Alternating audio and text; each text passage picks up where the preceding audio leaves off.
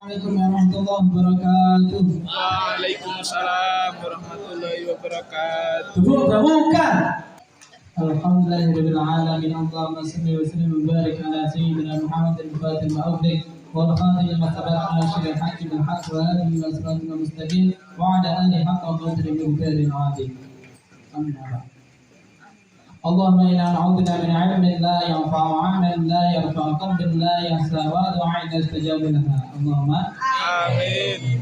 pertama-tama marilah kita panjatkan puja-puji syukur kita kehadirat Allah SWT yang telah memberikan rahmat, taufik serta hidayah kepada kita semua sehingga kita dapat berkumpul di acara Maulid malam Jumat dengan keadaan sehat walafiat. Allahumma berikutnya salam serta salam semoga tetap tercurahkan kepada junjungan kita Nabi Agung Nabi besar Muhammad sallallahu alaihi wasallam yang telah membawa umatnya dari zaman jahiliyah, dari zaman berkuda sampai zaman motor.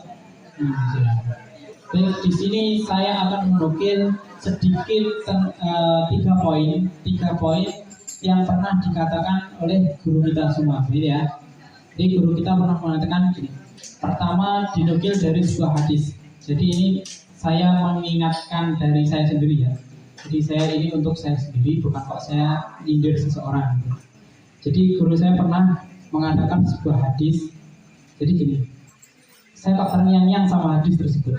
Artinya gini, ada 3 golongan seseorang yang akan menjadi racunnya agama Islam. Yang namanya racun itu berarti merusak agama Islam. Apa itu tiga golongan itu? Siapa saja? Yang pertama, seorang yang faqih tapi adalah fajir. Seorang yang faqih itu adalah ahli fikih. Ahli fikih itu bisa dikatakan ahli ilmu. Jadi seorang anak santri kitab hatam, Al-Quran hatam dan lain sebagainya. Tapi fajir, apa itu fajir? Lanjut, tapi tetap siap. Dia dikatakan sebagai santri di pondok, orang-orang di rumah itu mengatakan dia itu santri. Santri itu pasti Al-Quran khatam, kitab khatam dan lain sebagainya. Tapi ini kena kafe kita, ya. Nah, salah satu pengingat saya itu yaitu yang kedua yaitu pemimpin yang lalim. Jadi terkadang kalau kita memikirkan pemimpin, siapa itu pemimpin? Pemimpin itu bukan Pak Jokowi. Setiap manusia itu adalah memimpin minimal bagi dirinya sendiri.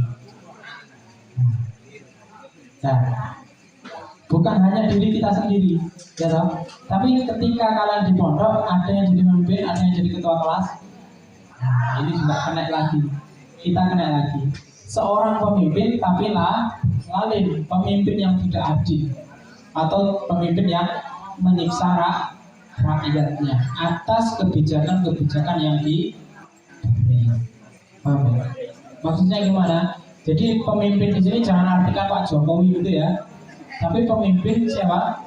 Ya kita ini, karena kita ini adalah seorang pemimpin. Entah itu pemimpin sebuah golongan kecil, ketua kamar, ataupun pondok dan lain sebagainya. Yang ketiga, kita adalah seorang mujtahid yang bodoh. Apa itu mujtahid? Orang yang berijtihad tapi dia bodoh. Akhirnya kenapa kok dapat merusak agama? Karena ketika kalian berijtihad, hukumnya ini adalah haram, hukumnya ini adalah halal. Tapi kamu tidak paham ilmu, butuh lanjutnya langsung dia. Makanya kita sebagai santri, kita disuruh memperbanyak cakupan ilmu. Karena kenapa? Supaya terhindar dari 3 golongan yang meracuni agama. Kira-kira mau jadi racunnya agama?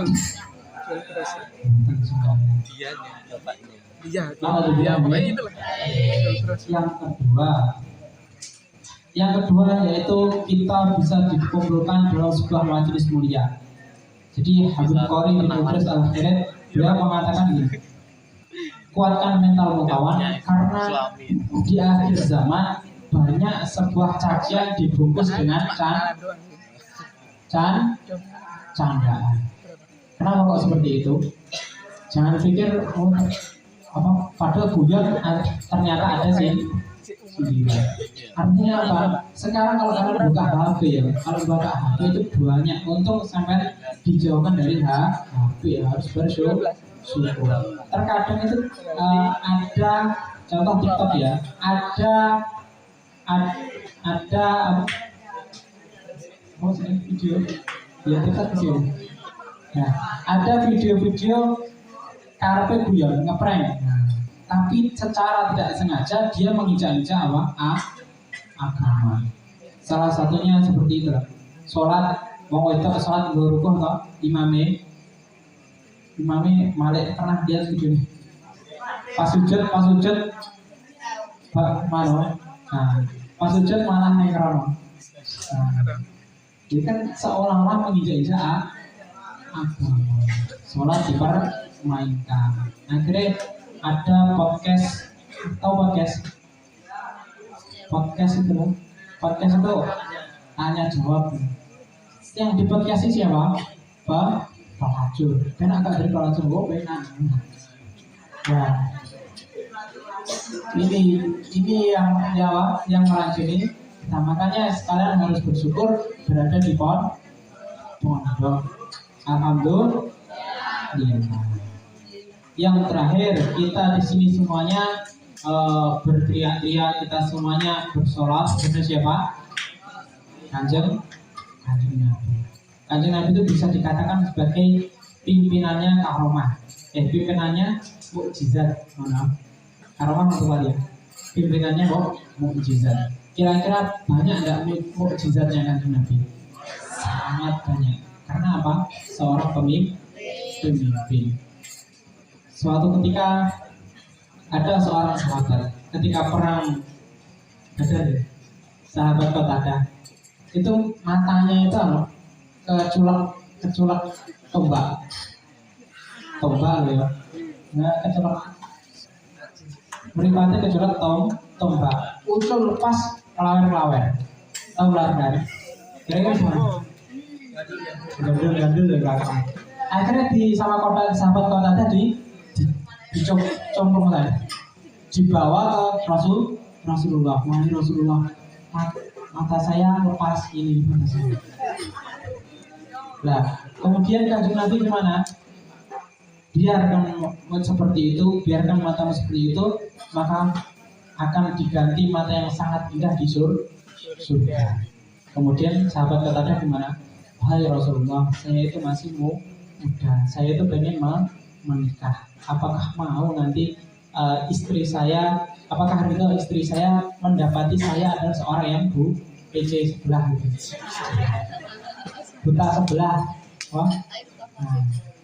Dan kemudian sama Rasulullah apa? Dipegang matanya, dikembalikan, langsung balik seperti semula. Nah, kemudian ketika ditanya, wahai Qatadah, tadi matamu yang lepas mana? Tidak tahu. Sampai gitu. Jadi rasanya sudah hilang. Itu siapa? Kanjeng Nabi. Ada lagi ketika perang Uhud.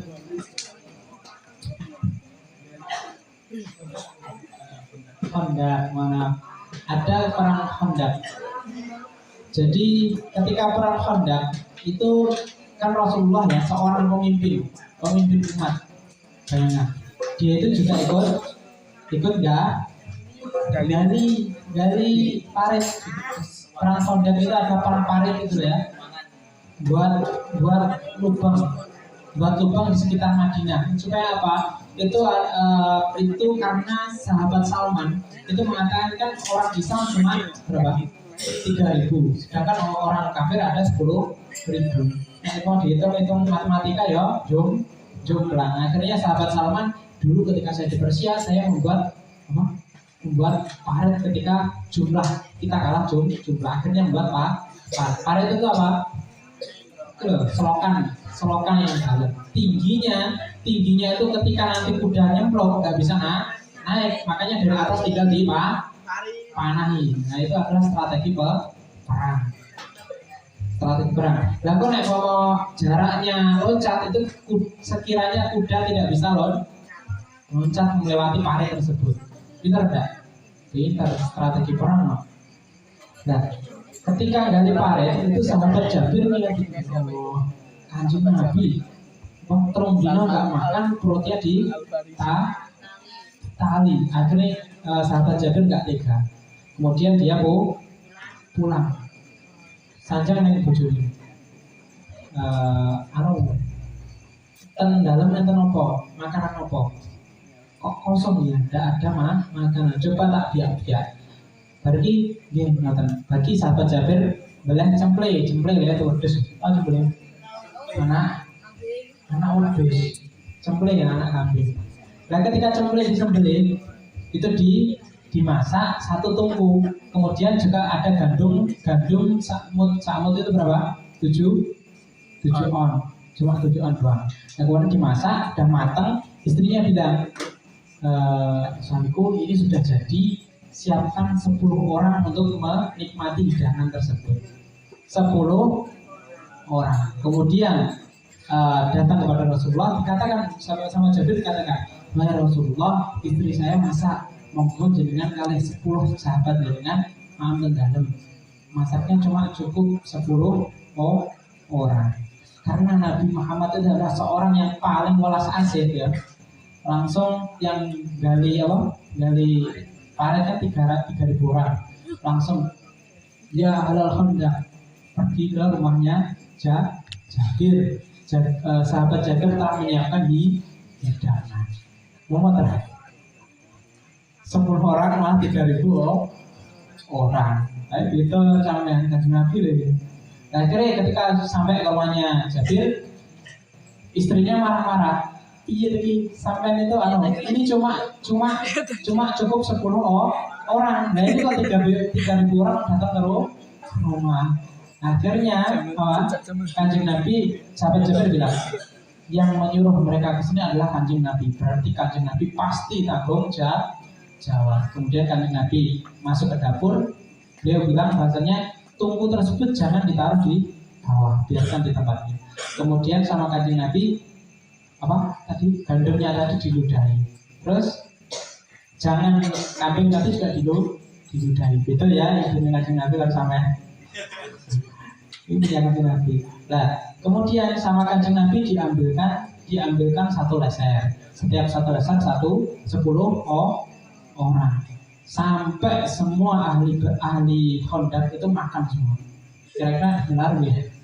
Siapa yang melakukan? Dan kemudian ketika semua sudah kenyang, dilihat di tungku masih utuh. Siapa itu? Kanjeng Nabi. Makanya sampai di konsen Kanjeng Nabi, sampai dijak sholawatan dengan Kanjeng Nabi, benar apa? Ben kecipratan rakyat karomah sidik. Jadi nengkene turun mulai langsung jadi kiai ke gede, dia ngomong gitu ya.